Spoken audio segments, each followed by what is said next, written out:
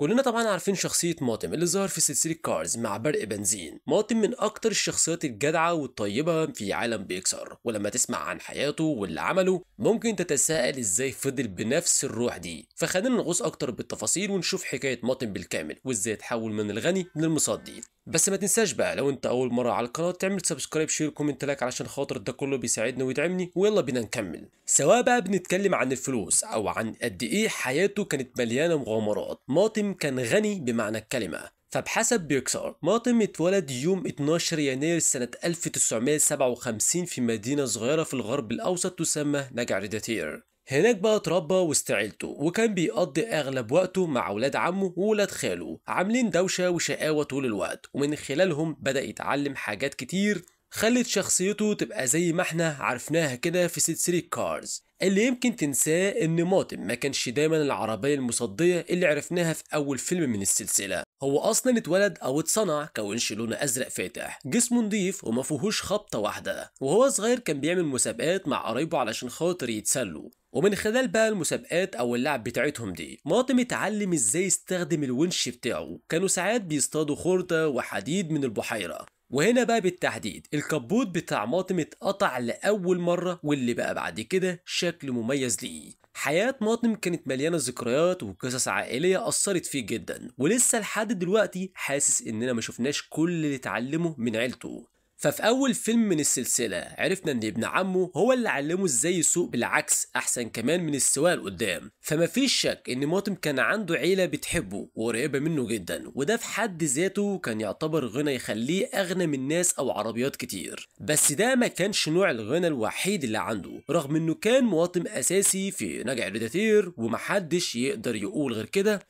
هو ما قضاش كل حياته طبعا هناك. من القصص اللي حكاها في شرطات بيكسر او مسلسل كارز اتضح انه قضى جزء كبير من شبابه عايش في قصر ضخم على الساحل الشرقي. والحقيقة هنا أنا اتفاجئت زي ما برق بنزين اتفاجئ برضه لما ماطم كشف إنه كان غني أو على الأقل جاي من عيلة غنية. طيب ليه ما كملش عيشته مع عيلته في الساحل الشرقي ويعيش هناك عيشة مرفهة؟ الإجابة شفناها في نفس الحلقة من نفس المسلسل لما تعرفنا على أخته اللي كانت أكبر منافس ليه، ودي واحدة من أسباب إنه ما كملش مع العيلة الغنية. وهي ما كانتش ونش زيه، وهي كانت عربية عادية لونها أزرق فاتح شبه اللون الأصلي اللي كان ماطم متصنع بيه. فقبل حتى ما نقابلها ماطم حذر برق بنزين والمشاهدين انه لما يكون مع اخته بيحصل حاجة غريبة مش عارف يفسرها. ولما تقابلوا كان واضح جدا ان الحاجة الغريبة دي هي ان شخصيتهم بتتصادم بشكل كبير جدا. اخته كانت عايشة حياة اجتماعية مترفهة جدا مختلفة عن اسلوب ماطم البسيط، وكمان كانت بتستفزه وتغيظه لدرجة انها كانت بتنتقده وتقول ان عنده سلوك صادم. فماطم كان عايش فعلا حياته ببراءة وبدون اي هم، لدرجة ان عيلته عمرها ما كانت عارفة هو فين او هيرجع امتى. فبصراحة كده ماطم ما كانش بيجرح أو يقلل من حد عن قصد، لكن شخصيته كده بيجري ورا اللي هو عاوزه من غير ما يفكر إن هو يبلغ حد. فأخته هنا اللي تسمى ما كانتش متقبلة أسلوبه ده، وكان أسهل عليها تلوم حياته المستريحة بدل ما تعتبره عيب في شخصيته. بس اللي خلانا نشوف جوانب جديدة من ماطم هو المواجهة بتاعته معاها. الاتنين كانوا منافسين جدا لبعض في نفس الحلقة، فبعد ما اخته استفزته دخلوا في منافسة 100 تحدي علشان خاطر يثبتوا من الافضل. التحديات دي كانت غريبة ومضحكة في نفس الوقت، زي يعملوا اشكال بالفرش في الجنينة، سباق بالعكس، وحتى تسلق شجرة. والنتيجة كل واحد كسب وخسر شوية، لكن في الاخر اخته كسبت 51 تحدي من اصل 100. فالحمد لله ان هما في النهايه اتصالحوا في الاخر، وده كان بفضل كروز اللي طلعت معتمده كاخصائيه علاقات اسريه ضمن حاجات تانية كتير. وفي الاخر ماطم قال كلمه حلوه جدا،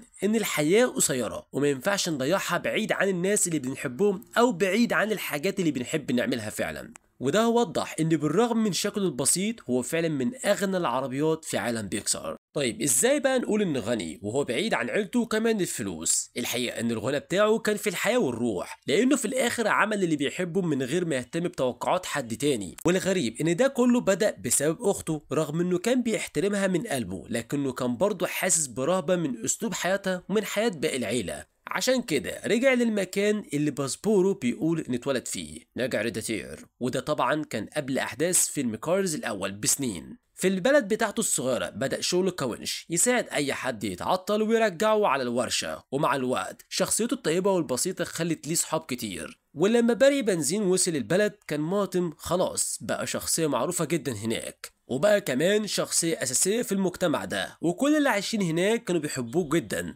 مفيش شك انه كان اكتر واحد سعيد في البلد كلها، وده دليل على انه فعلا كان مبسوط رغم انه معاش مع اهله في وسط الفلوس وكمان الغنى بتاعهم. لكن تفتكر ماطم قضى حياته كلها في نجع ريتاتير؟ خليني اقول لك ان الحقيقه لا، ماطم هو دليل متحرك ان اللي يعيش حياته للاخر ويستمتع بيها بيكون اغنى من اغنى واحد في العالم، او في الحاله دي اغنى عربيه. بعد ما رجع البلد بتاعته لقى نفسه داخل في مغامرات غريبة جدا، لدرجة ان لو حد حكى لك عنها مش هتصدق غير لو شفتها بعينيك. ومن خلال بقى الشورتات بتاعت بيكسار اللي ظهر فيها ماطم شفنا قد ايه عمل حاجات خطيرة وجريئة في نفس الوقت. طبعا مش كل التفاصيل في قصصه كانت 100% حقيقية، علشان كده تسمى حكايات مبالغ فيها، بس دايما كان في دليل صغير يثبت ان اصل القصة حصل فعلا. يعني في فترة من حياته كان ماطم الجريء اللي قفز بجناح فوق، وكمان اثبت انه يقدر يعمل اي حاجه يركز فيها، لدرجه انه بقى دكتور في الاحتراق الداخلي، وعاش فتره في مدينه وكان بيعالج العربيات كطبيب. بس ده ما كانش اعظم انجاز ليه، ماطم اتجند مع ناسا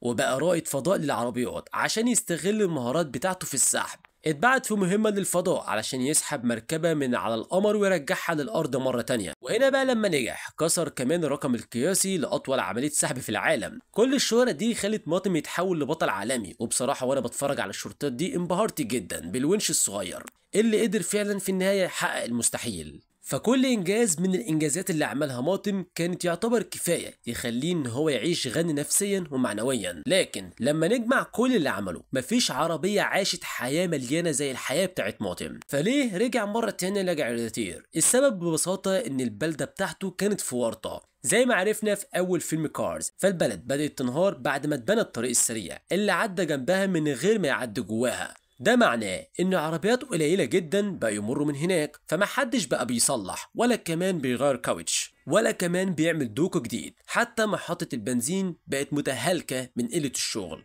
وبما ان شغف ماطم الحقيقي كان دايما الونش وانقاذ الناس، طبيعي يلاحظ قد ايه البلد فعلا بتقع. فهو كان دكتور في الاخر وعارف يشخص الحالة. غالبا ده اللي خلاه يسيب المغامرات ويرجع تاني يساعد صحابه. كانوا كلهم بيعانوا سوا وده قربهم من بعض اكتر. ماطم بصراحة كان احسن حاجة حصلت في نجع ريداتير، ولانه بيحب البلد واهلها جدا يمكن عمره ما فكر يرجع لاصل عيلته الغنية. ولكن ده ما ينفيش انه كان غني برضه، غني بحياة مليانة تجارب وحب ومغامرات. ولو مسلسل كارز دليل، يبقى لسه قدامنا كتير نشوفه من الونش بتاعنا المفضل المصدي. فبعد الكلام ده كله انت شايف ايه؟ هل في اي شخصية تانية في عالم كارز ممكن نعتبرها ان هي اغنى من ماطم؟ فكالعادة هستنى رأيك في الكومنتات، ولو وصلت لحد هنا واول مرة تدخل على القناة ما تنساش بقى تعمل سبسكرايب شير كومنت لايك علشان خاطر ده كله بيساعدني ويدعمني.